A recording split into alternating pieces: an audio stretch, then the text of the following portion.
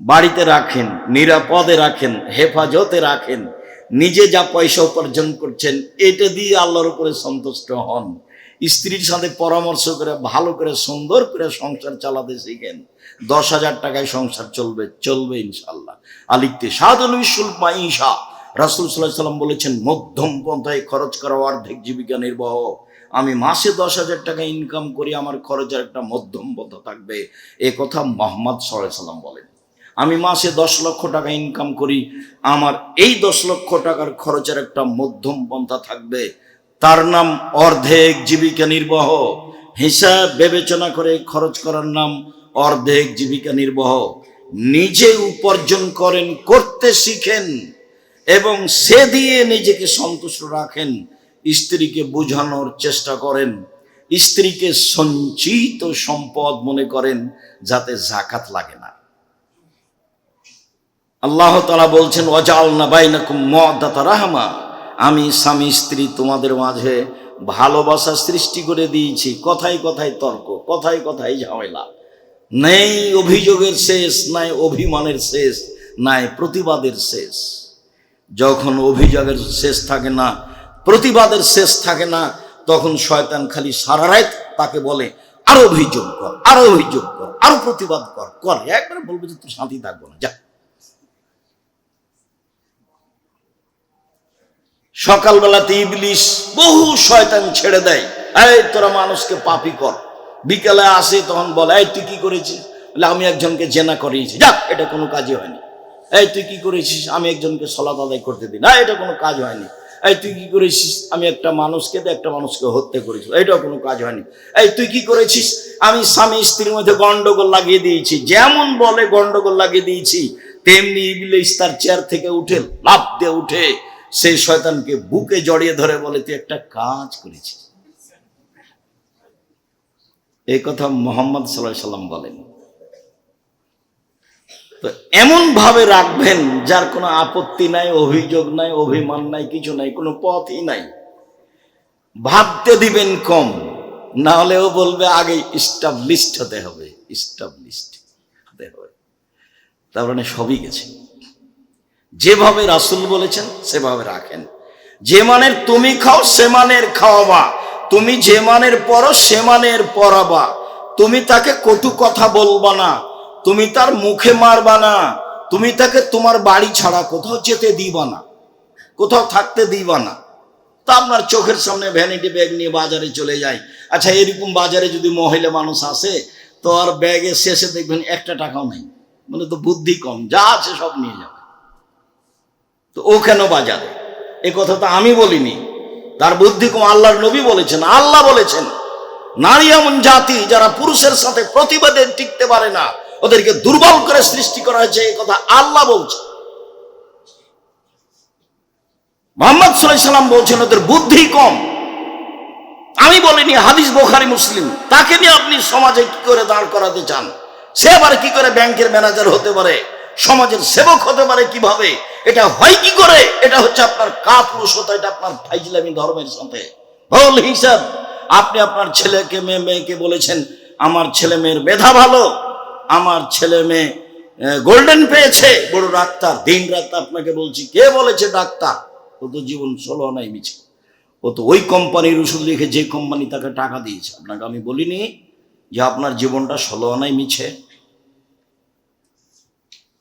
ছেলে মেয়ে মানুষ করবেন জাতির জন্য, মেয়ে মানুষ করবেন পরিবারের জন্য। সে স্বামী সংসারে সুখী হবে, বাচ্চা লালন পালন করবে, সে স্বামীকে মূল্যায়ন করবে, বাচ্চাকে মূল্যায়ন করবে। জাবের রাদিয়াল্লাহু তাআলা আনহু বলেন, আল্লাহর নবী আপনি বললেন এই কথা ঠিক, তবে আমি বেশি বয়সের মেয়ে বিবাহ করেছি 4টা কারণে। আল্লাহ নবী শোনেন, আমি বেশি বয়সের মেয়ে, তালাক প্রাপ্ত মেয়ে বিবাহ করেছি 4টা কারণে। আমার আব্বা উহুদের যুদ্ধে শহীদ হয়েছেন, 9 জন মেয়ে রেখে 9 জন। আমার 9 জন বোন আছে। আমি বেশি বয়সের মহিলা তালাক প্রাপ্ত মেয়ে বিবাহ করেছিলে তুয়াল্লে মাহুন্না, যাতে করে আমার বোনদেরকে বিদ্যা শিখাতে পারে, তার নাম মা। 2 বলে তুয়াদ্দে বাহুন্না, যাতে করে আমার স্ত্রী আমার বোনদেরকে শিষ্টাচার শিখাতে পারে, তার নাম মা। এই যে চোখের সামনে উঠে আসছেন, আর ল্যাংটা হয়ে চলে আসছে মুখে পিসা পায়খানা লাগিয়ে আর ভ্যানিটি বা ঘাড়ে করে, এটাই কি শিষ্টাচার? প্যান্ট পরে ঘুরে বেড়াচ্ছে, এটাই কি শিষ্টাচার? নখে নেইল পলিশ দিয়ে ঘুরে বেড়াচ্ছে, এটাই কি শিষ্টাচার? বড় বড় নখ করে ঘুরে বেড়াচ্ছে, এটাই কি শিষ্টাচার? আর দিন রাত এখানে সেখানে আড্ডা পিটছে, পুরুষের সাথে জেনা করছে, এটাই কি শিষ্টাচার? শিষ্টাচার কাকে বলে? রাসূল সাল্লাল্লাহু আলাইহি সাল্লামের সামনে বলছেন, আমার স্ত্রী আমার বোনদেরকে শিষ্টাচার শেখাবে। বলে তুরাজ্জালাহুন্না, আমার স্ত্রী আমার বোনদেরকে পরিপাটি করে সাজগোজ করে গোছিয়ে রাখবে, মাথায় চিরুনি দিয়ে বাচ্চাকে কন্ট্রোল করবে, বাচ্চাকে সাজগোজ করে রাখবে। আমি এ কথা বলিনি, এ কথা মুহাম্মদ সাল্লাল্লাহু আলাইহি সাল্লাম বলেন। হাদিস বুখারী মুসলিম। বাড়িঘর সাজাবে এটা স্ত্রীর কাজ, বাচ্চাকে সাজাবে এটা স্ত্রীর কাজ, বাচ্চাকে সুন্দর করে রাখবে এটা স্ত্রীর কাজ। হাদিস তো বুখারী মুসলিম। আর কারো কাছে দিন ধর্ম নিয়ম নীতি ধার করতে যেতে হবে? কারো কাছে যেতে হবে না। 4, আমি বেশি বয়সের মহিলা তালাকপ্রাপ্ত মেয়ে বিবাহ করেছি। কেন? যাতে করে আমার বোনদেরকে পাহারা দিতে পারে। পাহারাদার। সময়ের উপরে কথা। সম্মানিত দিনী ভাই বোন, রাসূল সাল্লাল্লাহু আলাইহি সাল্লাম বলেছেন, সিয়াম বিচার মাঠে আপনার পক্ষে কথা বলবে। বলবে প্রতিপালক, আমি ওকে দিনে খেতে দিনি, দিনে ওকে আমি ইচ্ছা মতো চলতে দিনি, প্রবৃত্তি অনুযায়ী চলতে দিনি, তুমি আমার কথা শোনো, ওকে জান্নাতে দাও। আল্লাহ বলবেন, ঠিক আছে, জান্নাতে দিলাম।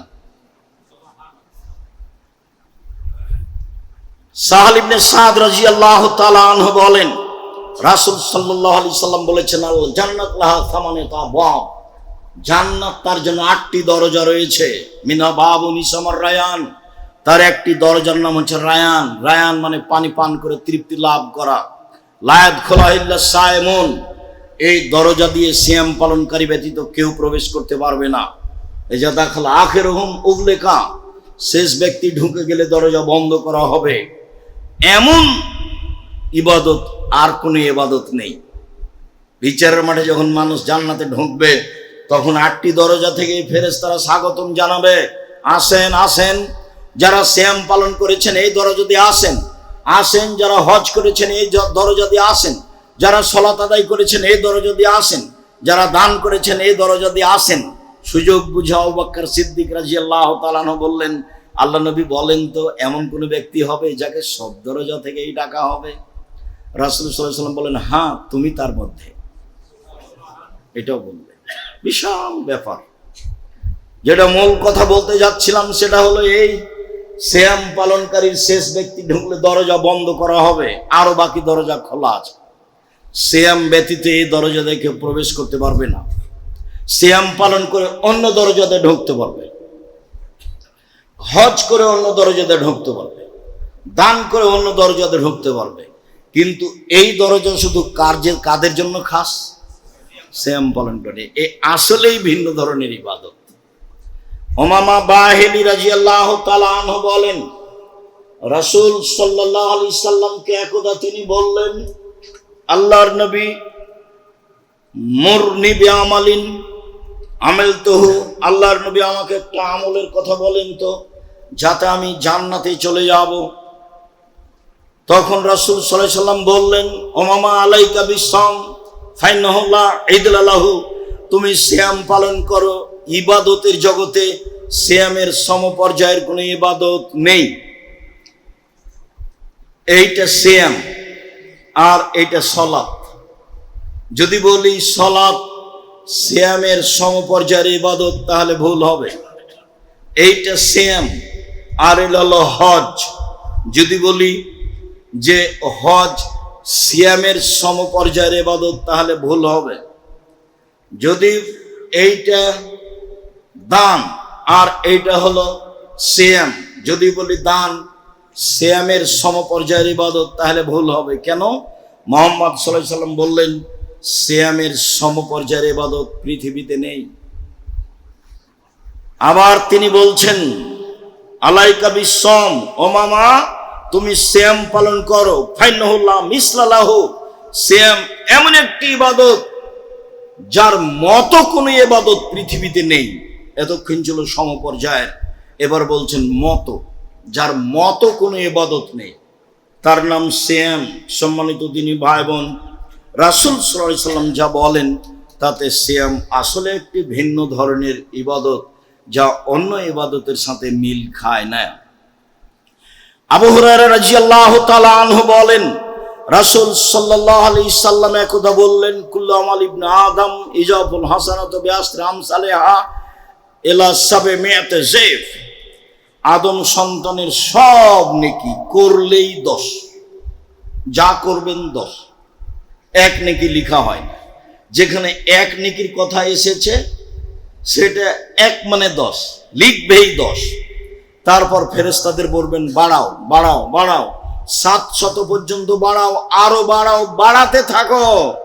তবে সেম আল্লাহ তাআলা বলছেন, পৃথিবীর মানুষ মনে রেখো, ইল্লা সাম ফাইনাহু লি ওয়া আনা আজিজু বিহি, সিয়াম আমার জন্য প্রতিদান আমি দিব।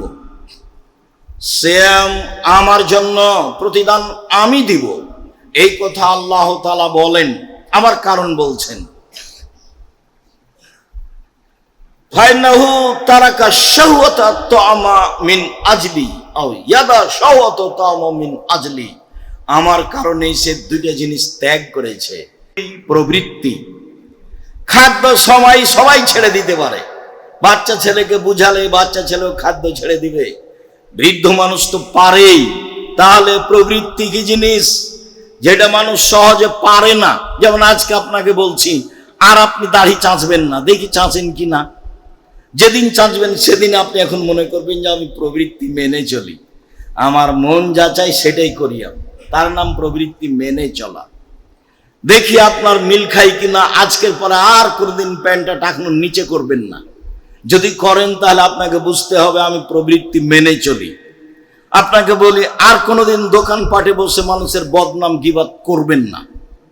দেখি আর কোনোদিন বসেন নাকি। কতদিন বললাম আপনাকে, দোকানে যাওয়ার পদ্ধতি, আসসালামু আলাইকুম, আহমদ লবণ আছে? জি আছে। মরিচ আছে? জি আছে।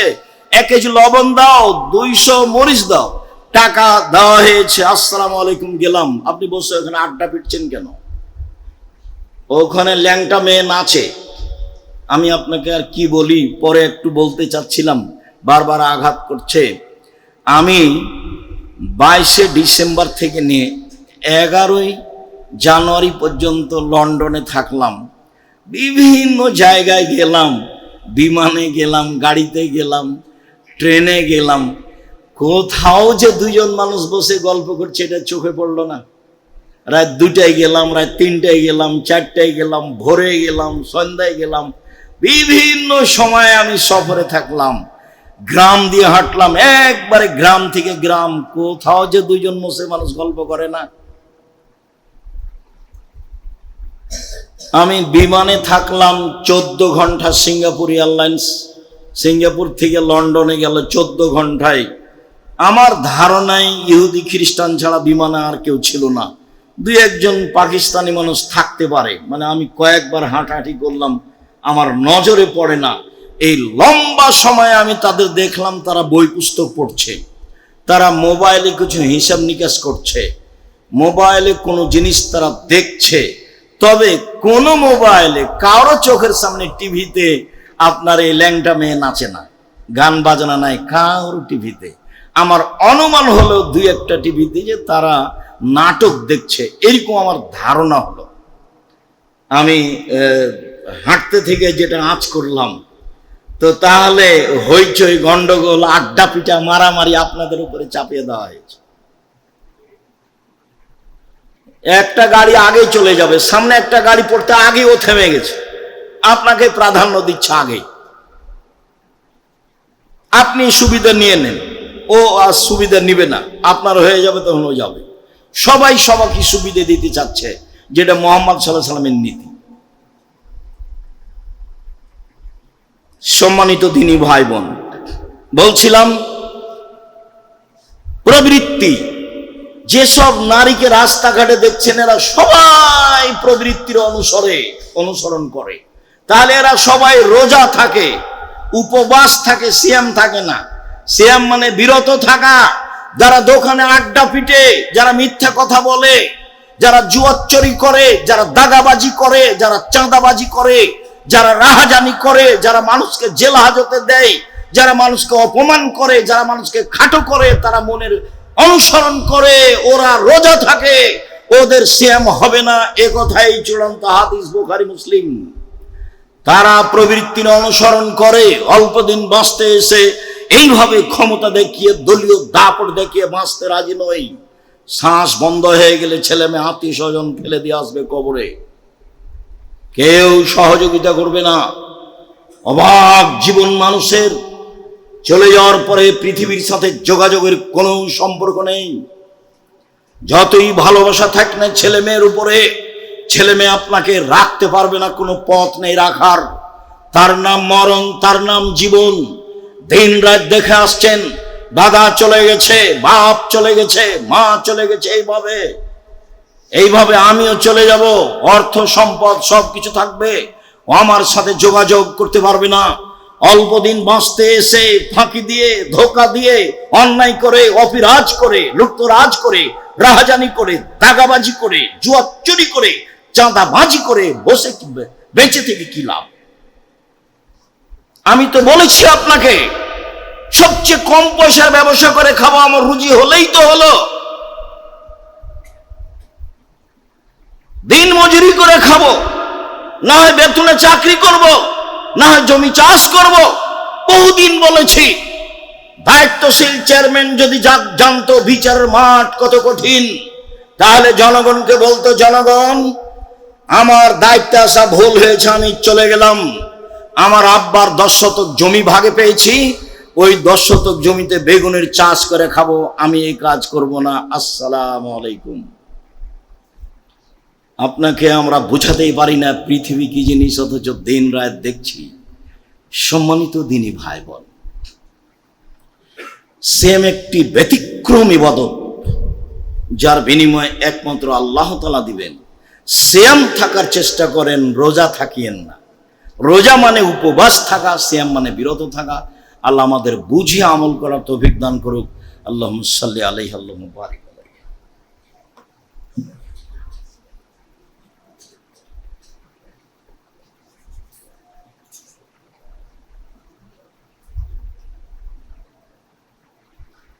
আলহামদুলিল্লাহি ওয়াহদা, ওয়াসসালাতু ওয়াসসালামু আলা মান লা নাবিয়্যা বা'দা। নফল সিয়াম। আব্দুল্লাহ ইবনে আব্বাস রাদিয়াল্লাহু তাআলা আনহু বলেন, কাদামান নবী সাল্লাল্লাহু আলাইহি ওয়াসাল্লাম মদিনা, আল্লাহর নবী মদিনায় আসলেন। ওয়াজাদাল ইয়াহুদা সিয়ামান, ইহুদিদের সিয়াম পালন করতে দেখলেন। আল্লাহ নবী বললেন, মা হাজাল ইয়াউম আল্লাযীনা তাসুমুনাহু, এই সিয়ামটা কি? মুহররমের 10 তারিখে তোমরা এই দিনে সিয়াম থাকো কেন? তখন মদিনার ইহুদিরা বলল, হাজা ইয়াউমুন আযীম, এটা অনেক বড় দিন। জানেন না এটা অনেক বড় দিন? আনজাল্লাহু তাআলা ফীহি মূসা ওয়া কওমাহু, এই মুহররমের 10 তারিখে আল্লাহ মূসাকে বাঁচিয়ে দিয়েছেন সদল বলে। ওয়া গাররাকা ফিরআউন ওয়া কওমাহু, আর এই মুহররমের 10 তারিখে ফিরআউনকে আল্লাহ ডুবিয়ে দিয়েছেন সদল বলে। ফাসামাহু মূসা শুকরান, যার কারণে মূসা আলাইহিস সালাম শুকরিয়া আদায় করে সিয়াম থেকেছিলেন এই দিন। আল্লাহ তুমি এইভাবে বাঁচালে, আমি কি করতে পারি? যাক, আমি তো তাসবিহ তাহলিল করছি, এরপরও তোমার শুকরিয়া আদায়ের জন্য একদিন সিয়াম থাকলাম। ফানাহনু নাসমুহু, কাজে আমরা ইহুদিরা এই দিনে সিয়াম পালন করি, মূসার অনুসরণ করো। তো তখন মুহাম্মদ সাল্লাল্লাহু আলাইহি ওয়াসাল্লাম বললেন, শোনো, ইন্নানা আউলা বিমূসা মিনকুম, মূসার সুন্নাত পালনে আমরাই বেশি হকদার তোমাদের চেয়ে, মূসার নিয়ম পালনে আমরাই বেশি অধিকারী তোমাদের চেয়ে। ফাসামা মুহাম্মদ সাল্লাল্লাহু আলাইহি ওয়াসাল্লাম ও আমরা সিয়াম, তিনি সিয়াম থাকলেন এবং সাহাবীগণকে মুহররমের 10 তারিখে সিয়াম থাকতে বললেন। সিয়াম চালু হয়ে গেল। ইবনে আব্বাস রাদিয়াল্লাহু তাআলা আনহু বলেন, সাহাবীগণ বললেন, কেমন হয়ে গেল আল্লাহর রাসূল? আপনি দিন রে হাজা ইয়াউমুন আযীম, এটা হচ্ছে ইহুদিদের বড় দিন, আপনি দিন রাত বলছেন ওদের বিরোধিতা করতে হবে, ওদের বিরোধিতা করতে হবে। তো আপনি যখন তাদের দিন মেনে নিলেন তাহলে তো অনুকূলে হলো, বিরোধিতা কোথায় হলো? তখন রাসূল সাল্লাল্লাহু আলাইহি ওয়াসাল্লাম বললেন, শোনো, লাইন বাকিতো সানাতাল কাবিলা, আমি যদি সামনে বছর বেঁচে থাকি লা সুমান্না তাসিয়া, তাহলে মুহররমের 9 তারিখও সেম থাকবো। মুহররমের 9 তারিখ হবে বিরোধিতা আর 10 তারিখ হবে শুকরিয়া। যার কারণে মুহররমের সিয়াম দুটা হয়ে গেছে, দুটাই করতে হবে। 11 হাদিস ঠিক নয়, মুহররমের 2 দিন সিয়াম পালন করুন। হাফসা রাদিয়াল্লাহু তাআলা আনহা বলেন, রাসূল সাল্লাল্লাহু আলাইহি ওয়াসাল্লাম 4টা কাজ জীবনে ছাড়তেন না। এক, সময়ামে আশুরা, মুহররমের 10 তারিখের সিয়াম। 2, ওয়াল আশরা, যুলহিজ্জার 1 থেকে 9 পর্যন্ত সিয়াম।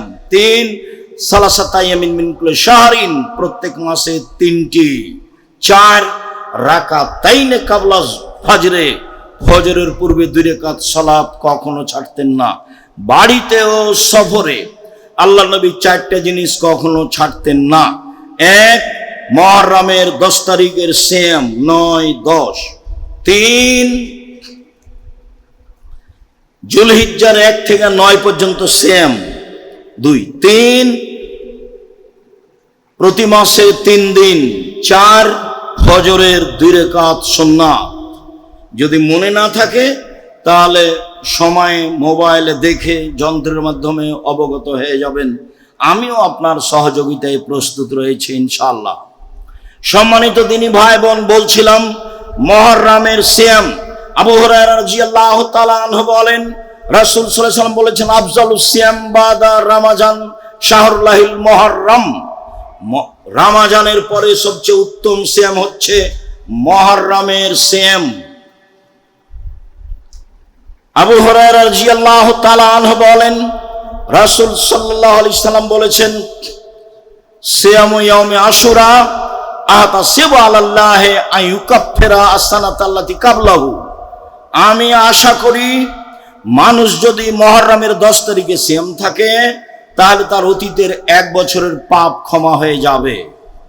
মুহাম্মদ সাল্লাল্লাহু আলাইহি সাল্লাম বলেন, ওয়াতাসিবু সিয়ামু ইয়াউমি আরাফা, আমি আশা করি মানুষ যদি আরাফার একদিন সিয়াম থাকে তাহলে আইয়ুকাফিরা সানাতাল্লাতী কাবলাহু ওয়া সানাতাল্লাতী বাদাহু, আগে পরে 2 বছরের পাপ ক্ষমা হবে। সম্মানিত দিনী ভাই বোন, বুঝছিলাম মুহররমের সিয়াম, অবগত হচ্ছিলাম আরাফার সিয়াম। আবু হুরায়রা রাদিয়াল্লাহু তাআলা আনহু বলেন, রাসূল সাল্লাল্লাহু আলাইহি সাল্লাম বলেছেন, মান সামা রমাজানা সুম্মা সামা সালাসাতা ইয়ামিন মিন কুল্লি শাহরিন কানা কাসিয়ামিদ দাহরি কুল্লিহি, কেউ যদি রমজান মাসে সিয়াম থাকে এবং প্রতি মাসে 13, 14, 15 3 দিন সিয়াম থাকে তাহলে তার সারা বছর সিয়াম পালনের নেকি হবে। উল্লেখ্য যে চন্দ্রের 13, 14, 15 হয় উত্তম, যা আগে থেকে জানি। উল্লেখ্য যে কারণবশত আগে পিছে হয়ে গেলে কোনো সমস্যা নেই, বুখারী মুসলিমের হাদিস। উল্লেখ্য যে মহিলারা ঋতু হওয়ার কারণে 13, 14, 15 থাকতে পারলো না, ওই চন্দ্রে যেদিন সুবিধা হবে সেদিন থাকলেই হবে, এটা হাদিস মুসলিম।